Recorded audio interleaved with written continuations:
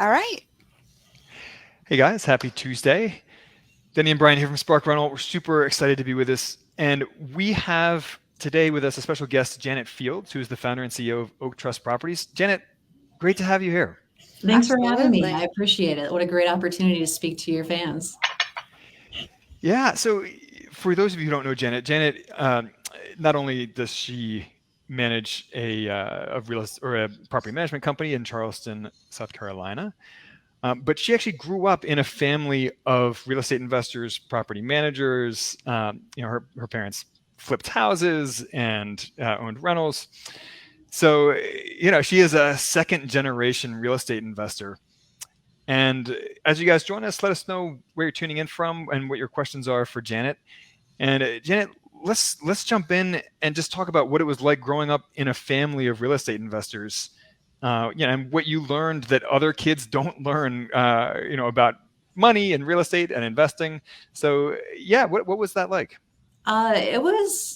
It was interesting. I didn't know it was different until I got older and entered into the business officially, and then seeing other people come in with a different background. I was like, "Oh, you don't know that? You don't understand child labor? Okay." So that was one of the biggest parts. Is your parents are very busy, so they have regular jobs, and then the nights and weekends we also work. So it's a really busy lifestyle.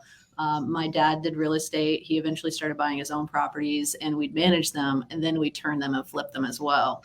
So that was a full family event. I have two older sisters and we did everything at those properties. I mean, we ripped out carpet so we could save a couple bucks there. We would do the paint. We'd like rip out the kitchens. We'd rip out the bathrooms. We'd jack up houses, replace windows. I mean, we did it all. We'd rip out bushes. I So mean, when your dad had you doing all this, was it something that you got excited about, or was it like, oh gosh, we got to do this again?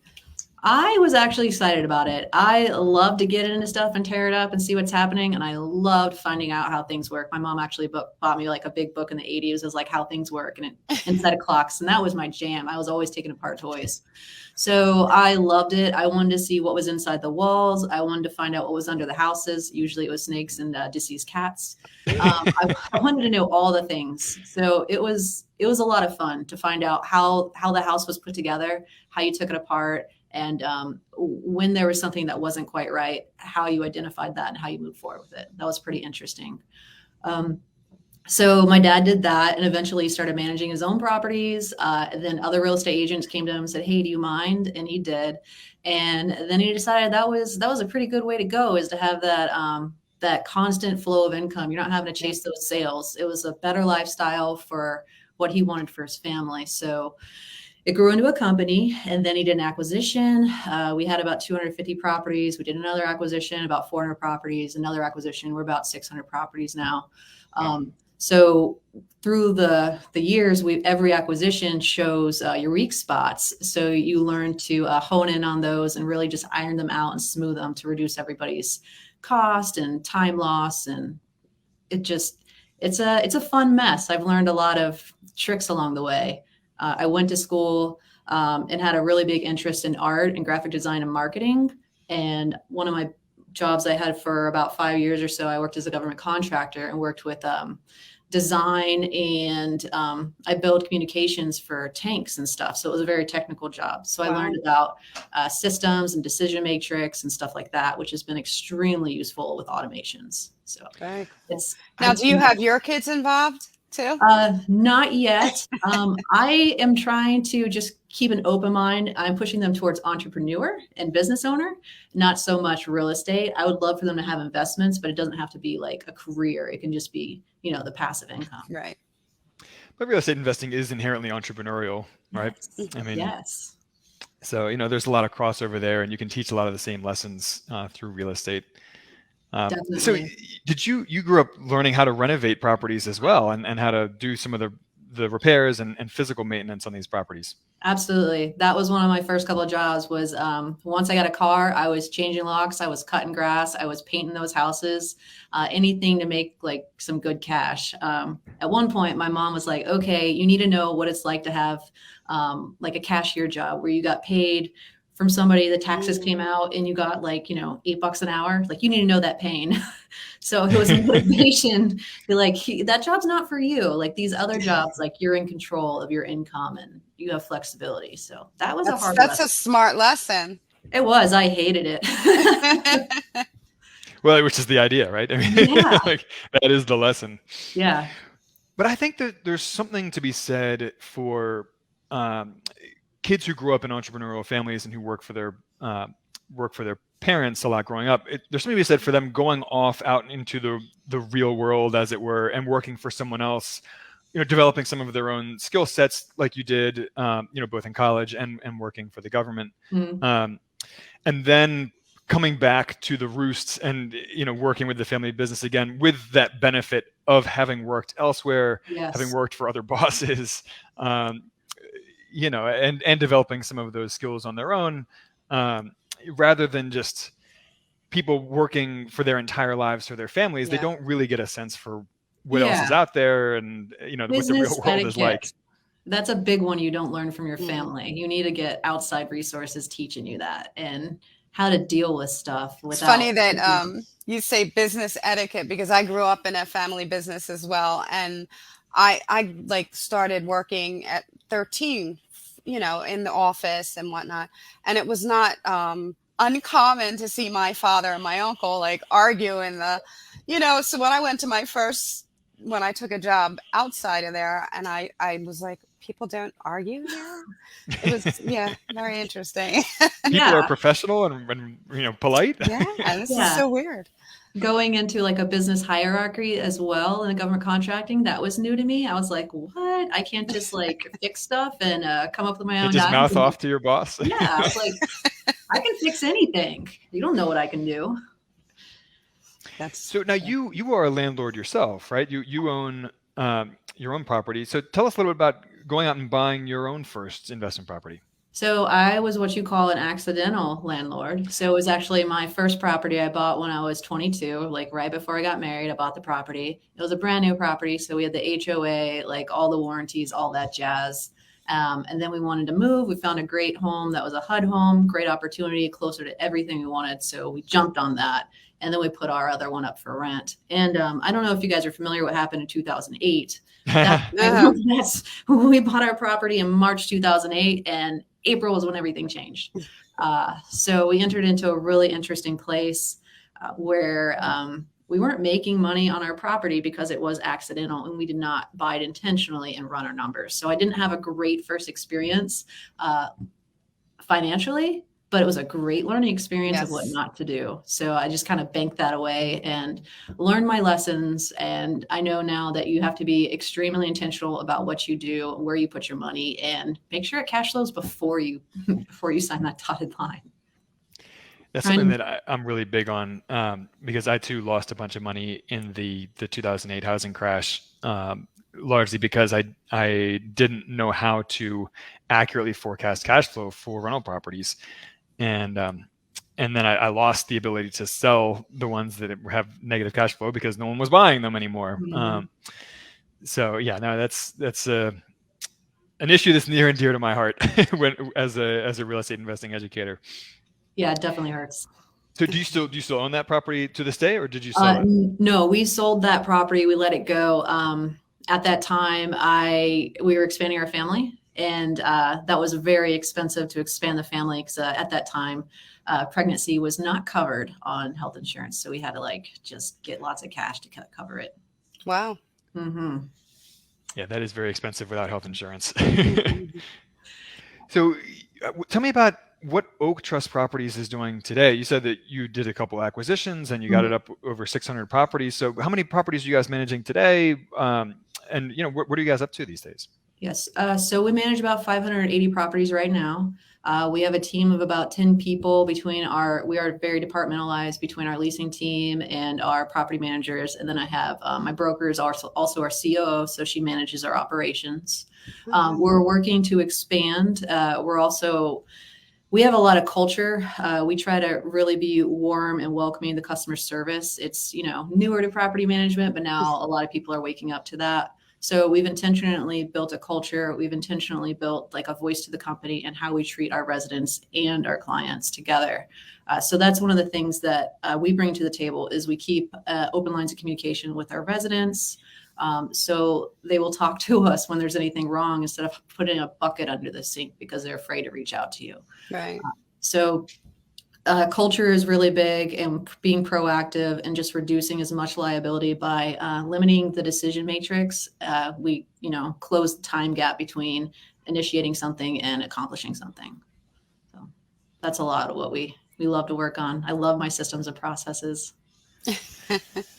And what tips would you have for landlords who are considering hiring out their management to a property manager or a property management company, but they don't know how to screen out good managers from bad managers? And I can speak from personal experience that there are a lot of terrible property managers out there, and they can cost you tens of thousands of dollars. And Absolutely. they have cost me tens of thousands of dollars. And not only money, but a lot of aggravation.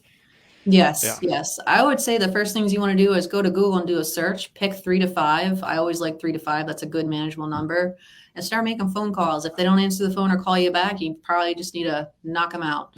And then the next thing you want to do is get a hold of those management contracts, because that management contract, that's basically the timeline of how they're going to take care of the property. Any issue that will pop up will fall under one of those parts of the management agreement, and it'll tell you exactly how it's going to be handled. It'll tell you what it's going to cost you, so you can start drawing out a timeline with your fees and decide, do I want to pay like a flat fee across the board? Do I want to pay the kind of company that does a leasing fee and then a proper management fee, and then touch points along the way we charge? Or, because there's all different business structures. So you want to find what's right for you. So looking at the management agreements and comparing them, it is pretty difficult because there's not a whole lot of consistency across the board of all the companies, but that is one of the best places to look. The next place is if you want to get a hold of the lease and see how they handle that. Ask them questions. Do they let you approve your tenants? If they do, to me, that's a no-no, because now you're taking on the liability. Hire them to take on your liability. You want to pass that off. So how much they're willing to sway on things, to me, is a negative, because now they're putting liability on you, and they don't really know what they're doing if they don't have the confidence to say, this is how we do things. We've done this enough times. We know this is how we can bring you success.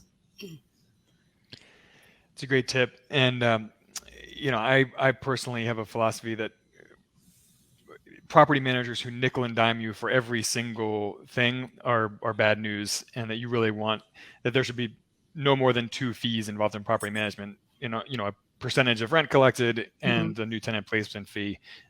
But any fees beyond that is just nickel and diming and fine text, fine print kind of fees that they're just hiding away in the contract. So no, that's a great point about reading through the property management contract very closely and looking for all those fees. Yeah. Know what you're getting into. It's a long-term relationship. Absolutely. So, Jenna, I want to be respectful of your time here, but are there any other tips that you have for mom and pop landlords, ways that they can manage their properties better themselves, or, any other tips for them about property management? Yeah. One of the biggest things that we forget to do until it's too late is recording your processes. That's the same as automation, but it's just more analog.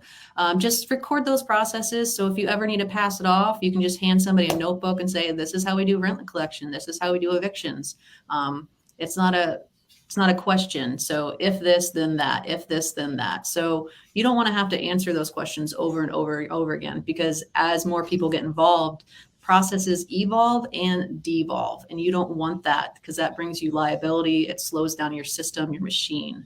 So the sooner you can create a system to run your machine, the better off you are, because there's a pain point where people get to around 100, 120 properties where you need to hire somebody and it's too late. You're on like a sinking ship where you have no time. You hire somebody, but you don't have time to train them. So just committing to that. And a lot of people who do DIY investors, we're doers. So we just do. We just problem solve, and we keep it all upstairs in our head. So committing to take the time to actually do that is really powerful. Couldn't agree That's more. awesome. And that's something that Denny and I have run into in our own business as well, Mhm. trying to expand. But if you don't have the the systems all mapped out in place, then Mhm. it's a lot harder to train someone, especially when you're at that point where you need the help. So you train someone, but you don't have the time to actually invest in them and train them properly. So Absolutely. that's great feedback. Denny, any final thoughts or questions that you have for Janet? I'm gonna ask. I was a property manager, so I'm gonna ask. Everyone has their crazy stories. Mhm. So, do you have a crazy story that stands out in your head of dealing with a renter or an owner? Yes. This is so we're in Charleston. We're in a very historic city. And it's actually has a lot of ghosts. So that's fun, Oh, right? So we've had a handful of ghost situations, and you kind of laugh it off and you're like, okay, whatever. But when tenant after tenant in the same property talks about weird occurrences, it's kind of like, oh my gosh, are they talking to each other? What's happening? So we've had instances where people would put a child in one room and the child would just not be happy in that room. And you're like, well, kids don't like being separated. Well, the next people would come in and somebody else, that room just was very uncomfortable. And then things would start disappearing, like phones and watches. Phones and watches would disappear. And then they'd hear weird stuff up in the attic. So they think they have an intruder, right? So that's all one house. We've had another ghost incident where somebody was physically like forced out of a bathroom and pushed against a wall, and they got oh my some gosh! bruises from it. And you just want to disqualify that, right? Because that's so bizarre. But when you have a property manager go there and the person's kind of afraid to tell you like it's weird and bizarre, and then they show you the marks because it just happened like 2 days ago, it's like, oh, Wow. okay. So ghost stories, and then bees are my favorite too, because bees make such a mess and it's so bizarre. Every once in a while, I think we have 2 properties that have gotten honeybees, and honeybees in your wall can be quite expensive because they make a mess in there. They make like hundreds of pounds of honey, and then they're also protected. So since they're protected, you have to find somebody who's certified to remove them. And once they're removed and you cleaned out all that honey and relocated the bees, they like to come back because of the hormones. So you might have this Wow. issue again. Oh wow. So just put that money aside because you're going to probably deal with it again in the next 2 or 3 years. So Wow. those are like 2 of my favorite stories of just bizarre off the cuff things that we've seen. And that's, something good to look out for if you're going to purchase a house. Yeah. You're like, have you ever had bees? What about locusts? Termites? Any of those bugs? Wow. That's awesome. Yeah. Well, I can't say I've ever had bees or ghosts. We've probably had a couple thousand properties pass through here, so we get it. That's All right. awesome. Well, Janet, thank you so much for joining us today. This was so much fun. And yeah, we'll look forward to speaking with you soon. Absolutely. Well, thank you so much for having me. I appreciate Oh, it. thank you so much. And y'all join us next week, next Tuesday, as usual. And again, give us your questions. Let us know whatever subjects you want to discuss. We're open and here for you to discuss whatever you need to. And If you're that's it. interested in the Charleston market, you can give us a call. Our website is oaktrustproperties.com. You can find us on Instagram, LinkedIn, TikTok, all the places. And we would love to give you comps and CMAs and help you navigate the market here in Charleston. Absolutely. All right, great. Reach out to Janet. Thank you so much. I appreciate it. Have a great day, everyone. Take care. Bye.